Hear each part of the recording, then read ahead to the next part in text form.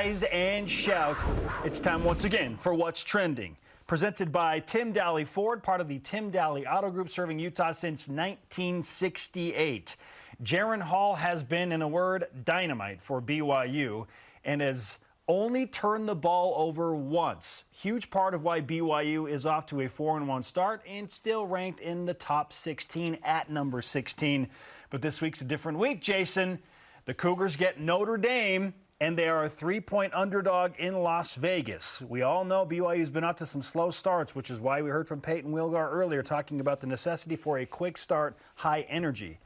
Jason, the question is Jaren Hall's arm enough without a running game, maybe without those quick starts in the first half, to carry BYU to a win against the likes of the Fighting Irish? Well, so far it's carried BYU to 4-1 record. So I think the quick, easy answer is yes, it's enough, because we've seen it this season.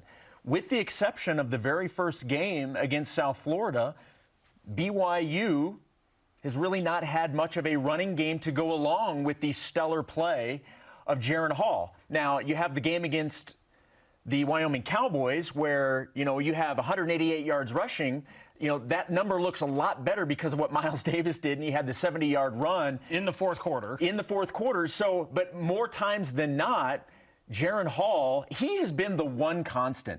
There's not been one game where he has not been brilliant since the season started. So yes, he is capable, but you certainly don't want to have to rely on him each and every game for the rest of the season. You're certainly hoping that things can start to balance itself out a little bit. And I think a perfect example, if you want to look at what Notre Dame brings and a comparable opponent in terms of talent, things like that, I think the blueprint from what we saw in the Baylor game, I think, is a pretty good indication of if he has to carry, that could be what it looks like.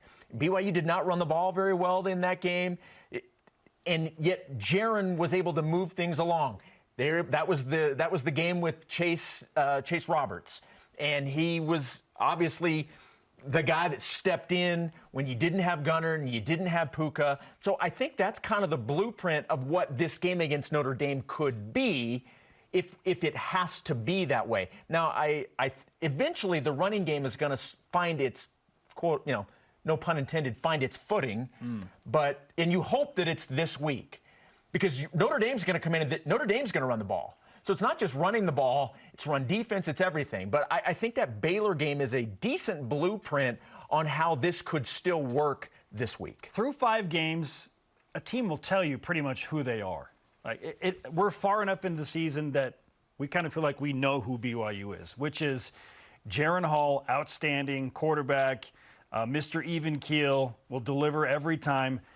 But the run game has not been there. And so we took a deeper dive into some numbers this morning. This is pretty crazy. And I just wanted to look at Jaren Hall in the first half versus the second half. And the reason I wanted to do this is because BYU's starts collectively as an offense outside of Jaren Hall have been pretty slow, right? Especially in the run game. And then look at what BYU's done in the second half. We believe BYU is a second half team. Well, Jaren Hall, to answer the question, is his arm enough to lead BYU to victory over Notre Dame? I believe it's enough to keep BYU close and carry the Cougars through first halves, which have not been friendly to BYU football this year. But it will take a team effort, including the run game, in the second half. Look at this comparison, okay? Not a ton of difference here. Jaren's been a little bit better in the first half in terms of overall rating. He's been really, really critical late in the first half a couple of times, scoring some touchdowns right before halftime to help BYU build some momentum going into the second half. So, yeah, he's been pretty consistent, but he takes a little bit of a dip in the second half because I feel like the BYU run game gets going in the second half. Now, if you want to see the stark contrast, so pretty good. He's been a little bit better in the first half, but that's because his team has helped him out in the second half. You want to look at the rushing statistics from first half to second half, Jason? It is absolutely wild. BYU is almost rushing for double the yards that they are in the first half when they get going in the second half. And how about this? 10 total rush yards for BYU in the second quarter of this season. I'm sorry, what? That's a remarkable number. Excuse me, what? you have 10 total rush yards in the second quarter in 5 games combined.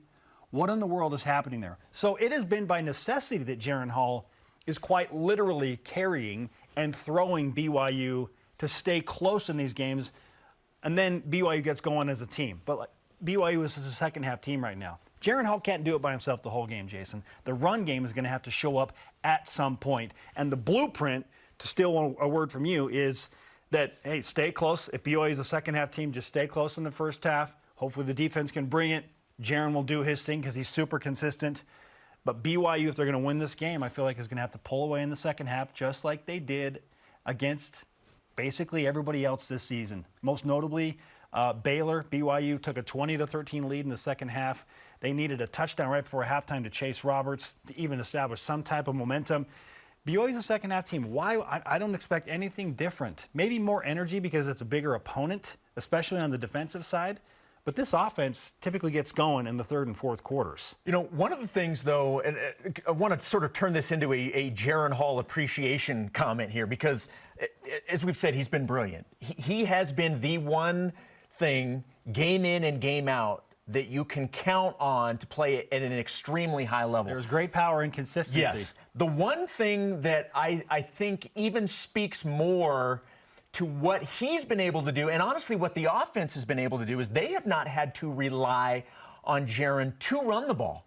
Very few, quarterback called runs. We have not seen that very much. Purposefully. Very purposefully, absolutely. But you also have not seen him. I don't know if it's more comfort in the pocket or he just has confidence that he just doesn't need to and he can make the play.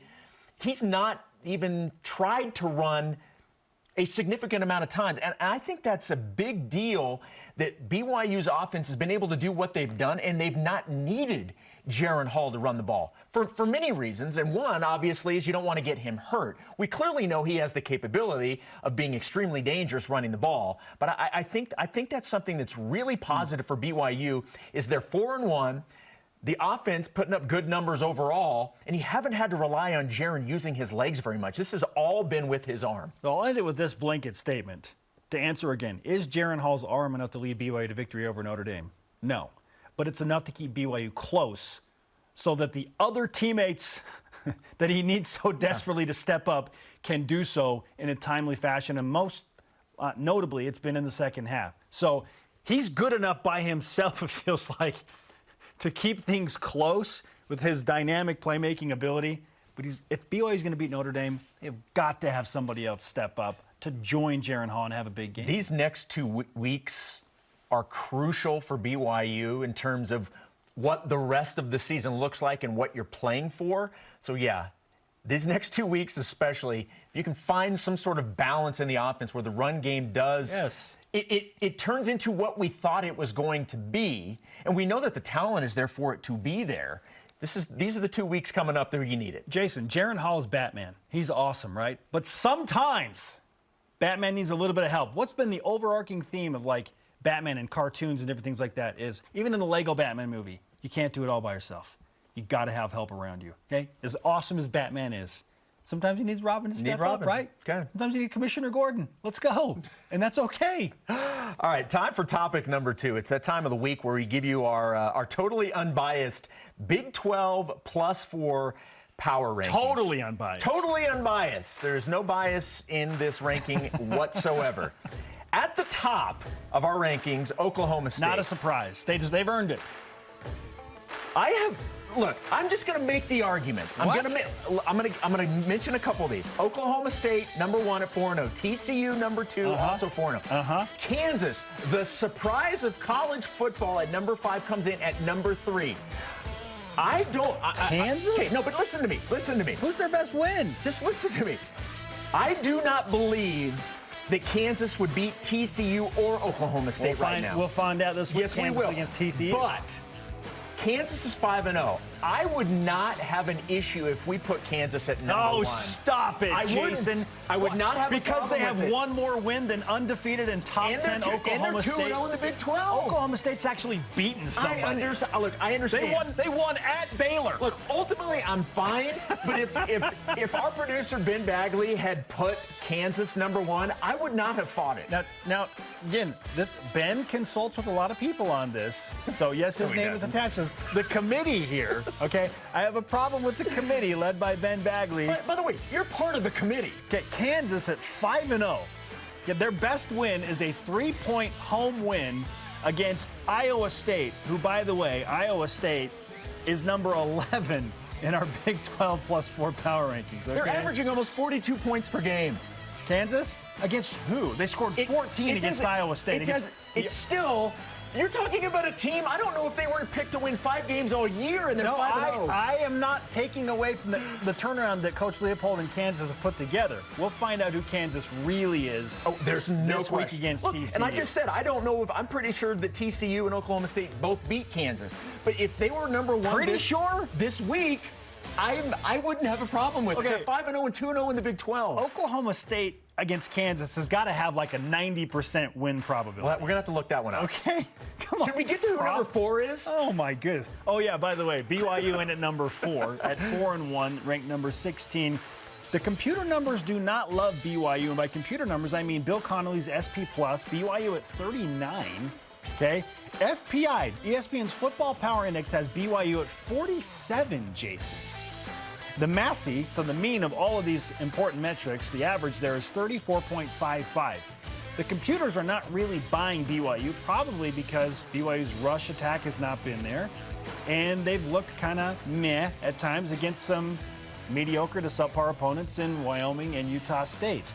It's time for BYU to put up against a team like Notre Dame. You beat Notre Dame, now the computer numbers start to look better, and you start to validate a little bit more that number 16 national ranking.